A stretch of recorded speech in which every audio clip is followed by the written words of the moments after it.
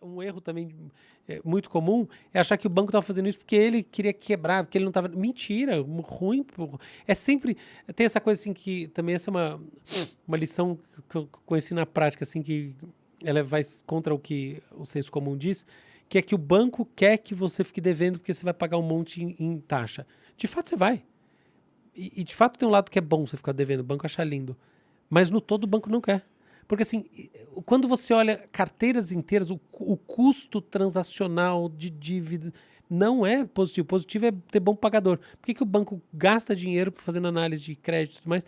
Não, porque não é bom, entendeu? Porque ele tá colocando dinheiro onde poderia ter sido investido melhor. Exatamente. Então qual que é o Eles papo tinham aqui? uma esperança muito grande na economia, é isso? Então o erro deles talvez... Não só na economia, no ciclo, era tudo ao mesmo tempo.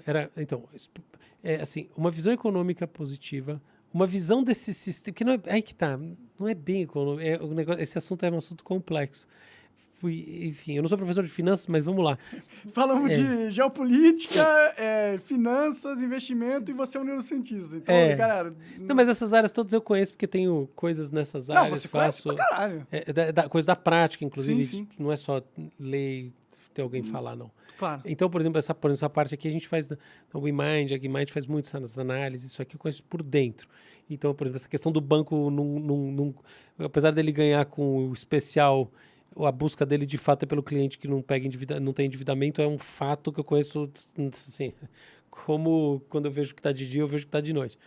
Então, aqui, essa questão dos Estados Unidos, qual que é o ponto? Que aí, fechando parênteses, que fica complexo, é que sistema financeiro não quer dizer sistema econômico.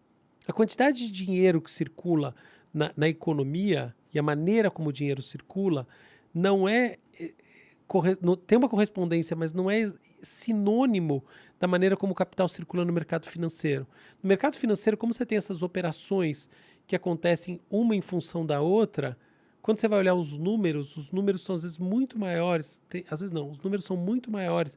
E não é só que eles são maiores, quando você olha as curvas de como esses números estão, né, esse dinheiro está reagindo e onde ele está reagindo, etc e tal, elas não batem exatamente com a economia, entendeu? Então, às vezes, a economia está indo bem no momento, você tem uma coisa que acontece esquisita no mercado financeiro e vice-versa.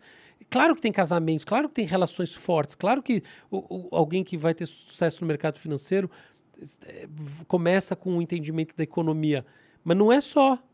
O buraco é mais embaixo. Tanto que você, por exemplo, até para fazer análise de empresas, investir em empresas, tem dois caminhos. Um caminho é dos fundamentos da empresa, tá? Tipo Warren Buffett investe através de fundamentos, entendeu? Mas outro, fazer mesmo uma análise gráfica do mercado, sabe? De como estão... Você olha para o fluxo que está ali na tela através de curvas, de uma coisa que está, assim, desplugada das empresas. Então, fecho parênteses, porque isso aqui não tem tanto a ver, mas só para dizer que existe um descompasso. Então, a crença mais forte não era exatamente na economia, ainda que ela seja verdadeira, ela seja a base de tudo, mas é a crença no próprio mercado financeiro. Entendi. Entendeu? Porque o mercado financeiro americano, a gente tem que pensar o seguinte, ele é um mercado, a gente volta daquela discussão que o Bretton Woods, tá? Os Estados Unidos têm a moeda de reserva do mundo e isso na prática tem efeitos muito grandes, porque assim, é muito seguro o dinheiro americano. Então, por exemplo, chineses e outros países, outras pessoas, entidades, o governo chinês e muitas outras entidades compram muito título americano, investe nos Estados Unidos. Então pensa o seguinte, se eu tenho dinheiro estrangeiro chegando a rodo nos Estados Unidos, e até eu posso dizer assim, se eu tenho o dólar como uma moeda atraente para esse dinheiro nos Estados Unidos, comprar título, o que eu também tenho na prática? Eu tenho dinheiro entrando nesses próprios bancos. Uhum. Então, a capacidade de pagamento de um banco, ela também aumenta conforme o dinheiro entra. Então, não é um sistema fechado dentro da economia americana.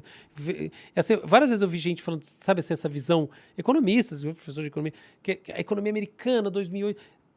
mas quando você olha de perto, você conhece, tem os caras lá, o dono do banco, não é exatamente assim, não. Tem muito é muito conectado com o resto, global, né? É global e assim tem essa relação forte com a economia, mas não é exatamente, não é um sinônimo, tá? Então, essas lógicas financeiras, o mercado financeiro americano naquele momento, que era um mercado muito mais desregulado do que depois de 2008, tá? Então a gente está falando assim, 2006, 2007, um mercado com menos regulação, uma série de operações baseadas não só na saúde da economia americana e na saúde da economia mundial, mas nas premissas, ou melhor, nas teses que emergem dessas premissas dentro do mercado financeiro, que são teses não quer dizer assim, pontos de vista muito específicos de funcionamento, de como os títulos do governo americano estão funcionando, onde vale a pena se investir, porque, por exemplo, assim, se os juros, pensa uma coisa, a taxa de juros está bem baixinha, tá? Se a taxa de juros está bem baixinha, você vai comprar um título do governo, ele vai te render muito pouco. Então não vale a pena você comprar um título, é melhor você investir num outro negócio. Aí se eu subo a taxa de juros, aí vale a pena comprar o título. Se eu compro o título, eu entro com menos dinheiro na economia. As pessoas têm menos dinheiro, como elas têm menos dinheiro, elas vão ter menos crédito, e é por isso que baixa a inflação.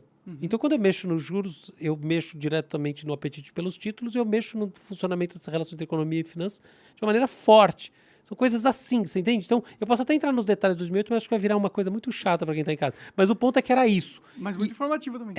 E isso, eu acho que é verdade. Mas só nesse ponto, assim, de entender que assim, havia uma crença financeira que é diferente de uma crença econômica, acho que isso vale a pena a gente ter em mente, muito forte, mas ela começou a ser, e ela foi abalada de maneira muito rápida, e aí basicamente as pessoas começaram a perder suas casas, e o movimento social que isso trouxe também foi muito grande, e esse processo como um todo gerou uma transformação aí no funcionamento desses mercados como um todo.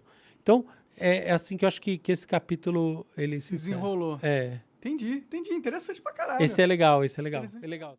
Você acaba de assistir um corte do Monarch Talks. Agradeço demais, mas se você quiser ver o vídeo na íntegra e acompanhar ao vivo todas as transmissões, você tem que ir lá no rumble.com/monarch para não perder nada. Segue a gente lá.